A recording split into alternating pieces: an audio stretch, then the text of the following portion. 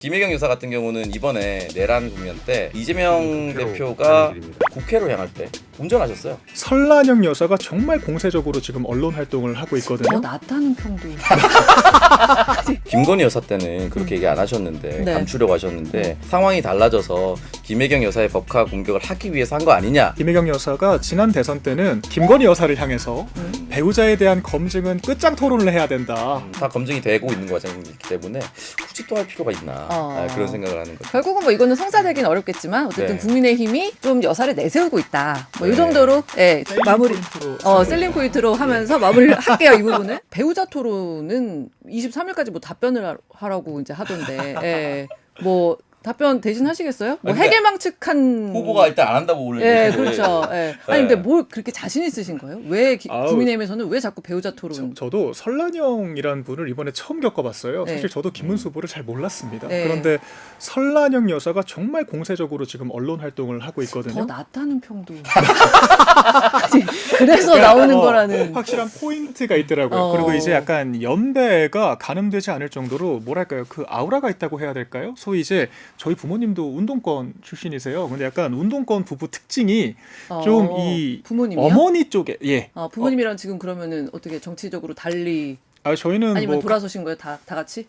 제가 이제 대학 때부터 자립을 해서 제가 네네. 토론 대회로 학비를 벌어야 됐던 이유가 이제 네. 뭐 그런 것들인데 네네. 그래서 깊게 뭐 들어가지 이제 않겠습니다. 네. 아무튼 그런 소위 이제 운동권 학생 운동하다 만나신 부부 커플들은 통상적으로 이 어머니 측이 상당히 기가 센 경우가 많습니다. 그래서 저희 네네네. 집도 조금 그런 경향이 있는데 그래서 사실 뭐 제가 아는 그 보수 정당에 있는 그런 운동권 출신 정치인 분들도 보시면 항상 사모님 쪽이 굉장히 약간 장부다.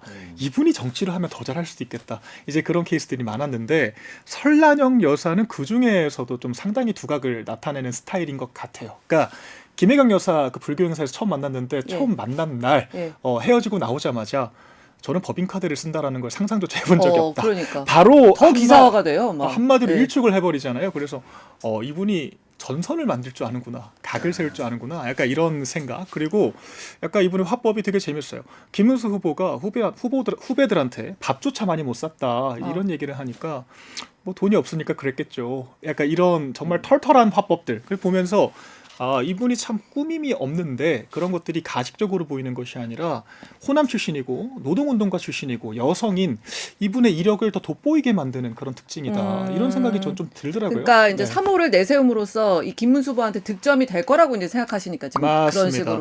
그러니까 그런 3호의 어떤 모습이 또 이제 오늘 저희가 얘기한 그런 부분인 거죠.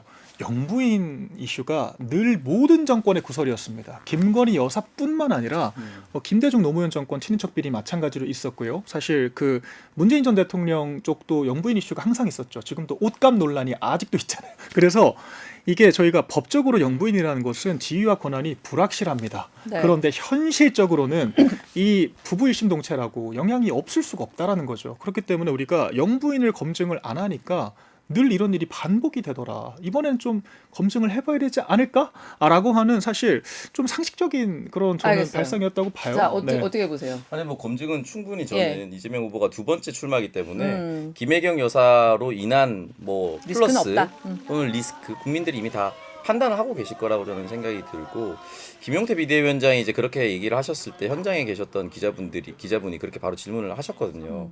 김건희 여사 때는 그렇게 얘기 안 하셨는데 감추려고 하셨는데 상황이 달라져서 김혜경 여사의 법화 공격을 하기 위해서 한 거 아니냐라고 했을 때 그때는 내가 비대위원장이 아니었다 이렇게 말씀을 하셨거든요. 근데 그때 비대위원장이 아니더라도 발언의 기회가 없었던 건 아닙니다. 뭐 예를 들어서 그러면 김건희 특검법이라든지 그런 데서 앞장서서 배우자도 깨끗해야 한다라고 말씀을 일관되게 해오셨다면 국민들께서 또 그것까지 포함해서 저는 판단했을 거라고 보는데 그렇게 판단할 수 없는 상황들로 이어졌으니까 아마 쉽지는 않은 것 같고 배우자에 대한 부분은 뭐 저는 분명히 말씀드리지만 김혜경 여사와 관련된 내용은 이미 다 알려진 내용이고 국민들이 그걸 다 포함해서 이재명 후보를 선택할 것이라고 보지만 두 번째로 예전부터 이제 그 설란영 여사 같은 경우는 이제 새진전자 노조위원장 왜냐면 우리 진영이 있었으니까 노동운동을 같이 하셨던 거 그리고 정치적 동반자로 오래 살아왔다는 건 다 알고 있으니까. 근데 김혜경 여사 같은 경우는 이번에 내란 국면 때 그 이재명 대표가 국회로 향할 때 운전하셨어요. 네, 예. 직접 운전하셨어요. 네, 왜냐면 후보 얘기를 했어요. 보좌관을 부를 수 있는 상황이 하는 아니었고 겁니다. 오는데 시간이 걸렸고 그거 보면 유튜브 라이브에 누가 흑흑거리면서 운전을 하고 있는 게 김혜경 여사입니다. 그러니까 정치적 가장 중요한 현장에 있었고 다른 국민들과 마찬가지로 비상계엄을 해제하기 위해서 국회를 갔었던 분입니다. 네. 그리고 예전에 경기도에 뭐 계곡 정비 사업을 할 때도 공무원들이 얘기한 것을 정확하게 지키고 있는지 안 지키고 있는지를 확인하려면 지사가 갑자기 가야 되잖아요. 네. 그러면 먼저 간다라고 얘기하면 공무원들이 올 때 도착 시작 전까지만 이제 잘하고 있을 거 아니에요. 네. 그럼 결국 또 여사랑 같이 간 거예요.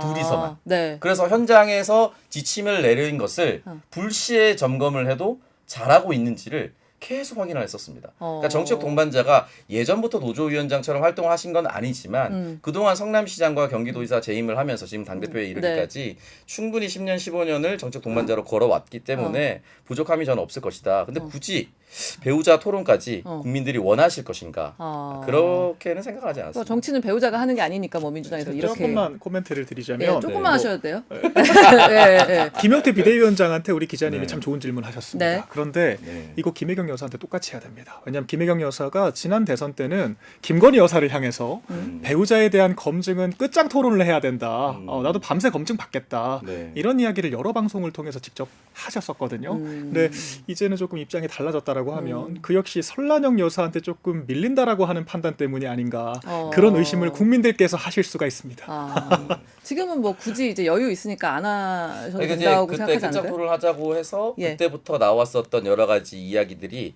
지금 재판까지도 이어지면서 다 검증이 되고 있는 과정이기 때문에 굳이 또 할 필요가 있나 그런 생각을 하는 거죠. 결국은 뭐 이거는 성사되긴 어렵겠지만 어쨌든 네. 국민의힘이 좀 여사를 내세우고 있다. 뭐 이 네. 정도로 예. 그렇죠. 네. 셀링 마무리 포인트로 셀링 포인트로 하면서 마무리를 할게요. 이 부분은. 사실 후보가 자신 없으면 그런 얘기는 안 합니다. 자신 있으면. 예.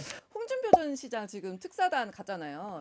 그 뭐 김대식 유상범 의원 갔는데 뭐 일단